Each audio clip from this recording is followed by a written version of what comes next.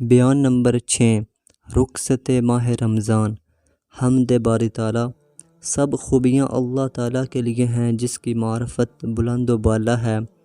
تجھے عقلی دلائل سے اس کے رازوں کا ادراک نہیں ہو سکتا اور اس کی صفت واضح ہے جسے نقلی دلائل سے کوئی گدلا نہیں کر سکتا، اور اس کا فیصلہ مکمل ہو چکا جسے کوئی ٹال نہیں سکتا۔ اس کی بادشاہت بہت بلند اور وہ بزرگ و برتر ہے۔ اس کی ازلیت دائمی ہے جس کا مقابلہ کوئی نہیں کر سکتا۔ اس نے تنہا تمام کائنات، اس کے متعلقات، زمین و آسمان اور ستاروں کو بنایا، اور ماہ و سال اور دن رات کو ایک مقدار کے مطابق بنایا، اور تمام خوبیاں اس کے لیے ہیں جس نے ماہ رمضان کو سب دنوں سے افضل بنایا، اس کو عظمت سے نوازا اور اس میں اپنی لا ریب کتاب نازل فرمائی اور عزت کا دروازہ کھولا۔ چنانچہ اللہ عز و جل اپنی پختہ واضح آیات بیانات میں اس امت کی فضیلت بیان کرتے ہوئے ارشاد فرماتا ہے۔ ترجمہ: اے ایمان والوں، تم پر روزے فرض کیے گئے کیونکہ اس امت کے علاوہ کسی امت کو ایام رمضان جیسے افضل دن اور راتیں عطا نہ کی گئیں۔ کیا سابقہ امتیں اس فرمان پر فخر کر سکتی ہیں؟ یعنی روزہ میرے لیے ہے اور میں ہی اس کی جزا ہوں۔ اس کی جزا یہ ہے کہ آنکھیں نور باری تعالیٰ کے دیدار سے لطف اندوز ہوں گی۔ کیا سابقہ امتوں کے لیے یہ اعلان کیا گیا جیسے ہر دور و نزدیک والے نے سنا؟ یعنی روزہ دار کے لیے دو خوشیاں ہیں۔ کیا امت محمدیہ علیہ صاحب صلاۃ والسلام کے علاوہ کسی امت کو شب قدر کی خوشخبری دی گئی کہ جس میں جبرائیل امین علیہ السلام اور دیگر فرشتے زمین پر تشریف لاتے ہیں؟ کیا سابقہ امتوں کو ماہ رمضان جیسے افضل دن اور راتیں عطا کی گئی؟ اس مہینے کی پہلی رات میں جنت کے دروازے کھول دیے جاتے ہیں جس کے اطراف سے حوریں اور جنتی بچے دوڑتے چلے آتے ہیں، اور رضوان جنت یعنی جنت کے دربان سے پوچھتے ہیں، اے رحمان عز و جل کے آمین، جنت کو کیا ہوا کہ اس کے بالاخانے بلند ہو رہے ہیں؟ رضوان جنت کی طرف سے جواب ملتا ہے، یہ ماہ رمضان کی پہلی رات ہے جس میں ہر جان کی خواہش پوری ہوتی ہے۔ پھر جہنم کے دروازے بند کر دیے جاتے ہیں اور سرکش شیاطین کو جگڑ دیا جاتا ہے اور انہیں ادھر ادھر پھرنے سے روک دیا جاتا ہے۔ جہنم سے آزاد ہونے والوں کے نام لکھ دیے جاتے ہیں۔ فرشتے اس امت کو بشارتیں اور مبارکیں دینے کے لیے تشریف لاتے ہیں۔ اس کی ہر رات اللہ عز و جل خود روزہ داروں پر سلام بھیجتا ہے، اور جب لیلۃ القدر تشریف لاتی ہے تو حضرت سیدنا جبرائیل امین علیہ السلام نازل ہو کر فرشتوں سے فرماتے ہیں، روزہ داروں کو خوشخبری سنا دو کہ ان کے پروردگار عز و جل نے ان کو اس قدر نیکیاں عطا فرمائی ہیں جن کو کوئی شمار بھی نہیں کر سکتا۔ اس رات آسمانوں کے دروازے کھول دیے جاتے ہیں اور شروع رات سے ہی فرشتے نازل ہو جاتے ہیں اور پوری رات زمین میں ہی ٹھہرتے اور عبادت کرتے ہیں، اور رات کی تاریکی میں قیام کرنے والے روزے داروں سے مصافحہ کرتے ہیں اور اللہ تبارک و تعالیٰ کی تسبیح بیان کرتے ہیں۔ شوال کے 6 روزوں کی فضیلت۔ حضرت سیدنا ابو ایوب انصاری رضی اللہ تعالیٰ عنہ سے مروی ہے کہ حضور نبی پاک صلی اللہ علیہ وآلہ وسلم نے ارشاد فرمایا، جس نے رمضان کے روزے رکھے اور پھر شوال کے 6 روزے رکھے گویا اس نے سارا زمانہ روزے رکھے۔ روزے کی جزا۔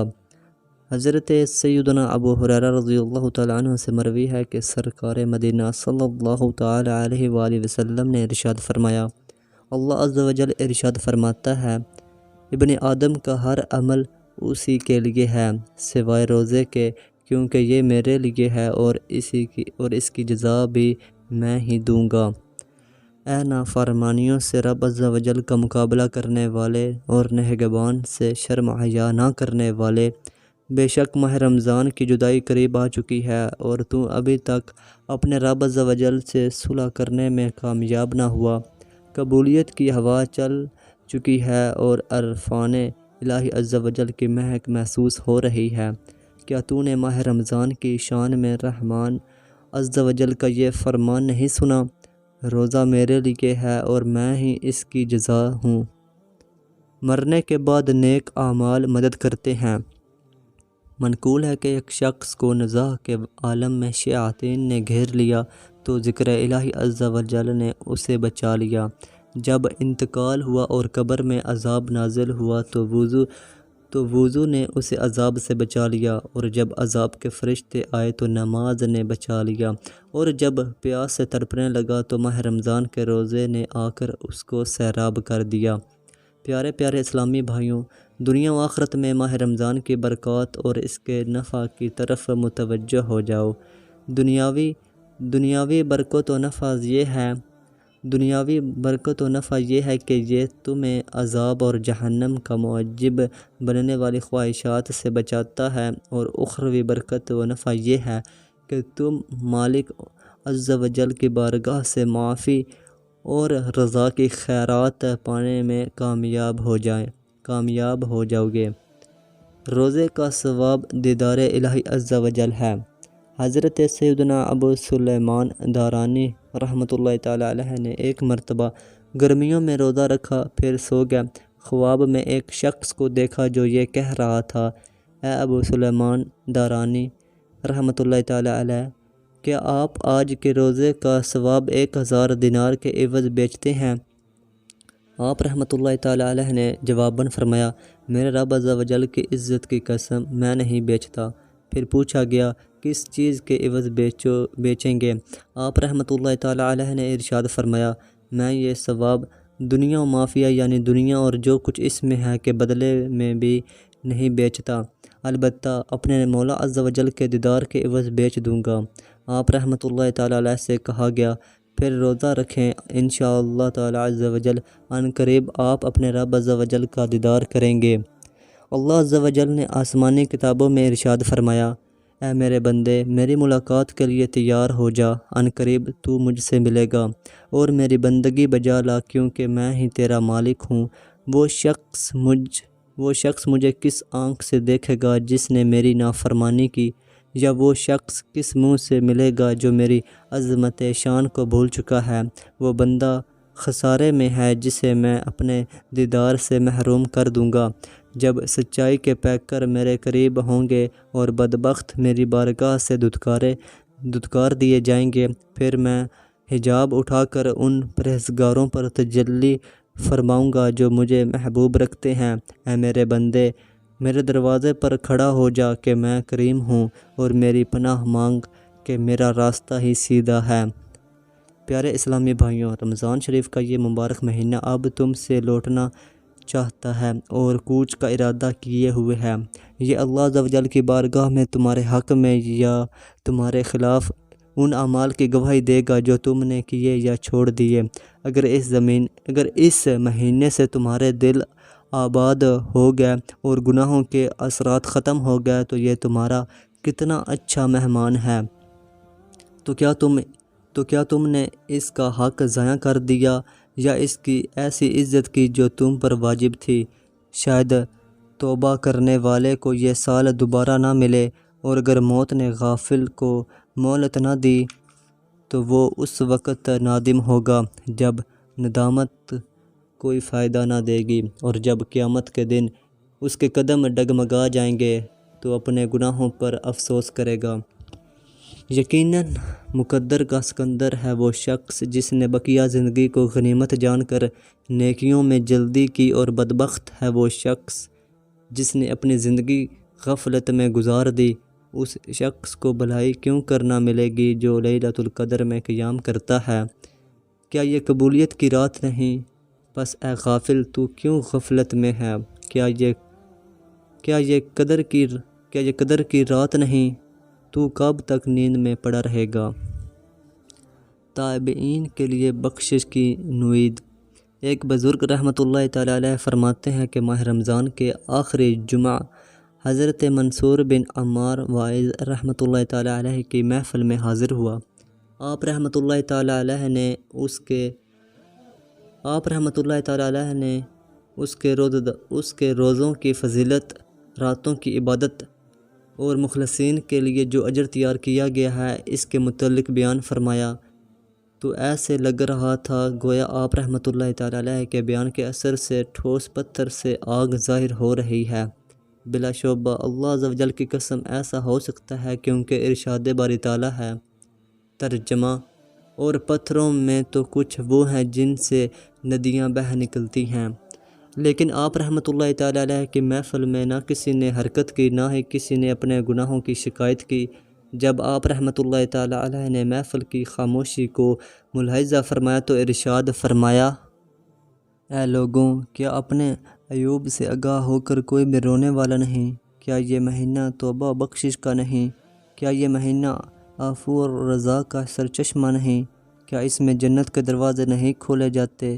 کیا اس میں جہنم کے دروازے بند نہیں کیے جاتے؟ کیا اس میں شیاطین کو جگڑا نہیں جاتا؟ کیا اس میں انعام و اکرام کی بارش نہیں ہوتی؟ کیا اس میں اللہ عز و جل تجلی نہیں فرماتا؟ کیا اس میں ہر رات افطاری کے وقت 10 لاکھ جہنمی جہنم سے آزاد نہیں کیے جاتے؟ تمہیں کیا ہو گیا ہے کہ اس ثواب سے محروم ہوتے ہو اور مخالفت کے لبادے میں تکبر کرتے ہو؟ ارشاد باری تعالیٰ ہے۔ ترجمہ: تو کیا یہ جادو ہے یا تمہیں سوجتا نہیں؟ اس کے بعد آپ نے فرمایا: سب اللہ عز و جل کی بارگاہ میں حاضر ہو کر توبہ کرو۔ تو سب اہل مجلس بلند آواز سے گریہ وزاری کرنے لگے، اور ایک نوجوان اپنے گناہوں کی وجہ سے روتا ہوا غم کی حالت میں کھڑا ہو گیا اور عرض کی: یا سیدی، بتائیے کہ کیا میرے روزے مقبول ہیں؟ کیا میرا راتوں کا قیام اور دوسرے قیام کرنے والوں کے ساتھ لکھا جائے گا؟ حالانکہ مجھ سے بہت گناہ سرزد ہوئے، میں نے اپنی عمر نافرمانیوں میں برباد کر دی، عذاب کے دن سے غافل رہا۔ تو آپ رحمۃ اللہ تعالیٰ علیہ نے ارشاد فرمایا: اے لڑکے، اللہ عز و جل کی بارگاہ میں توبہ کرو، کیونکہ اس نے قرآن مجید میں ارشاد فرمایا۔ ترجمہ: اور بے شک میں بہت بخشنے والا ہوں اسے جس نے توبہ کی۔ آپ رحمۃ اللہ تعالیٰ علیہ نے قرآن پڑھنے والے کو یہ آیت مبارکہ پڑھنے کا حکم فرمایا۔ ترجمہ: اور وہی ہے جو اپنے بندوں کی توبہ قبول فرماتا اور گناہوں سے درگزر فرماتا ہے۔ اس نوجوان نے ایک زوردار چیخ ماری اور کہا: میری خوش نصیبی ہے کہ اس کا احسان مجھ تک پہنچتا رہا، لیکن اس کے باوجود میں نافرمانیوں میں اضافہ کرتا رہا اور گمراہی کے راستے سے نہ لوٹا۔ کیا گزرے ہوئے وقت کی جگہ کوئی اور وقت ہوگا کہ جس میں اللہ تعالیٰ درگزر فرمائے گا؟ پھر اس نے دوبارہ چیخ ماری اور اپنی جان آفرین کے سپرد کر دی۔ پیارے پیارے اسلامی بھائیوں، ماہ رمضان کے فراق پر کیوں نہ رویا جائے اور عفو و مغفرت کے مہینے پر کیوں نہ افسوس کیا جائے، اس مہینے کی جدائی پر کیوں نہ غم کیا جائے جس میں جہنم سے آزادی نصیب ہوتی ہے۔ روزانہ 10 لاکھ گناہ گاروں کی دوزخ سے رہائی۔ منقول ہے کہ جب ماہ رمضان آتا ہے تو جنت کو ایک کنارے سے دوسرے کنارے تک سجایا جاتا ہے، یہاں تک کہ جب اس کی پہلی رات آتی ہے تو عرش کے نیچے سیرہ نامی تیز ہوا چلتی ہے، تو جنتی درختوں کے پتے پھڑپھڑاتے ہوئے جنت کے دروازوں پر لگتے ہیں، تو ان کی ایسی آواز سنائی دیتی ہے کہ کسی سننے والے نے اس سے زیادہ دلکش آواز نہ سنی ہوگی۔ پھر زینت سے آراستہ بڑی بڑی آنکھوں والی حوریں جنت کے بالا خانوں میں کھڑی ہو کر پکارتی ہیں: کیا کوئی خوش نصیب ہے جو اللہ عز و جل کو ہمارے نکاح کا پیغام دے تاکہ اللہ عز و جل ہمارا نکاح اس سے کر دے؟ پھر دربانیں جنت سے پوچھتی ہیں: اے رضوان، یہ کون سی رات ہے؟ تو وہ ان کو لبیک کہتے ہوئے جواب دیتا ہے: اے حسین صورت و سیرت والیوں، یہ ماہ رمضان کی پہلی رات ہے، اور اللہ عز و جل نے فرمایا ہے کہ اے رضوان، میرے محبوب صلی اللہ تعالیٰ علیہ وآلہ وسلم کی امت کے روزے داروں کے لیے جنت کے دروازے کھول دو۔ اے جبرائیل، زمین کی طرف جاؤ مردود شیاطین کو زنجیروں میں جکڑ دو اور ان کے گلے میں توق ڈال کر انہیں سمندر کی گہرائی میں پھینک دو تاکہ یہ میرے محبوب صلی اللہ تعالی علیہ وآلہ وسلم کی امت کے روزے فاسد کرنے کی کوشش نہ کریں۔ اللہ عز و جل ماہ رمضان کی ہر رات 3 مرتبہ ارشاد فرماتا ہے کوئی توبہ کرنے والا کہ میں اس کی توبہ قبول کروں، ہے کوئی مغفرت طلب کرنے والا کہ میں اسے معاف کر دوں، ہے کوئی سوال کرنے والا کہ اسے عطا کروں، ہے کوئی دعا کرنے والا کہ اس کی دعا قبول فرماؤں۔ اللہ عز و جل ماہ رمضان کی ہر رات افطار کے وقت 10 لاکھ جہنمی کہ جن پر عذاب واجب ہو چکا ہوتا ہے دوزخ سے آزاد فرماتا ہے۔ جب ماہ رمضان کا آخری دن آتا ہے تو اس دن مہینے کے شروع سے آخر تک آزاد کیے ہوئوں کی تعداد کے برابر جہنم سے آزاد فرماتا ہے۔ پیارے اسلامی بھائیوں، اللہ عز و جل کے ہاں اجر و ثواب میں رغبت کرو اور ماہ رمضان کو الوداع کرو۔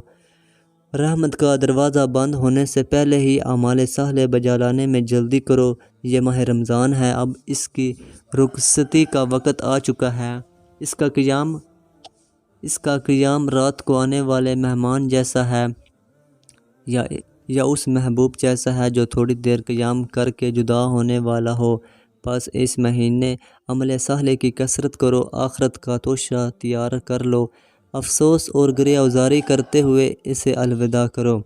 سبحان اللہ، وہ لوگ خوب ہیں جو شہوات کو چھوڑ کر تنہائی میں قیام کرتے ہیں، قرآن حکیم ٹھہر ٹھہر کر پڑھتے ہیں۔ اگر تم انہیں سحری کے وقت دیکھو تو روتا ہوا پاؤ گے۔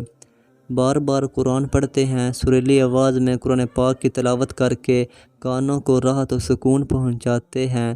وہ غموں کی چادر و لحاف اوڑھ لیتے ہیں اور جب روتے ہیں تو ان کی آنکھوں سے سیل اشک رواں ہو جاتا ہے۔ پیارے اسلامی بھائیوں، ماہ رمضان تو ایسے گزر گیا جیسے وہ آیا ہی نہیں تھا۔ وہ کوتاہیوں کی کوتاہیوں اور نیکوکاروں کی نیکیوں پر گواہ بن چکا ہے۔ جس کے حصے میں نفع یا نقصان آیا وہ اسے حاصل ہوگا۔ ہائے گناہ گار کی حسرت، اس نے وقت ضائع کر دیا۔ ہائے اختیار رکھنے والے کی محرومی، ایسا لگتا ہے گویا اس نے موت سے امان لے رکھی ہے، یا شاید تقدیر اسے دوسرے رمضان تک مہلت دے دے گی۔ یہ تمہارا مہینہ رخصت ہو رہا ہے کہ جس نے تمہارے آنسو ختم کر دیے ہیں اور خود بڑی تیزی سے جا رہا ہے۔ اب جدا ہونے والے کے لیے رونا کہاں ہے؟ بھلائی کرنے والے اور اس کی طرف رہنمائی کرنے والے کی پیروی کہاں ہو رہی ہے؟ اللہ عز و جل کی قسم، ماہ رمضان کے روزوں اور شب بیداری کا زمانہ کتنا اچھا ہے۔ اس کے اوقات میل کچیل کی آفات سے کتنے صاف و شفاف ہیں۔ اس میں تلاوت کلام پاک میں مشغول ہونے میں کتنی لذت ہے۔ اے کاش میں جان لیتا کہ کس نے ماہ رمضان میں واجبات اور سنتوں کا اہتمام کیا، کس نے اس میں اپنے عمل کی عمارت کو تعمیر کرنے کی کوشش کی، کس نے لوگوں کے سامنے اور چھپ کر اخلاص سے عبادت کی، اور کون روزے کی آفات اور آزمائش سے محفوظ رہا۔ پیارے پیارے اسلامی بھائیوں، جس کا گھر نہیں اس کی راحت گریہ گزاری میں ہے۔ اس شخص کی حالت کیسی ہوگی جسے اس کے گھر والے، بھائی اور پیچھے والے بھول جائیں گے۔ گناہوں نے ہمارے چہروں کو سیاہ کر دیا ہے، یہ کب نیکیوں سے سفید ہوں گے؟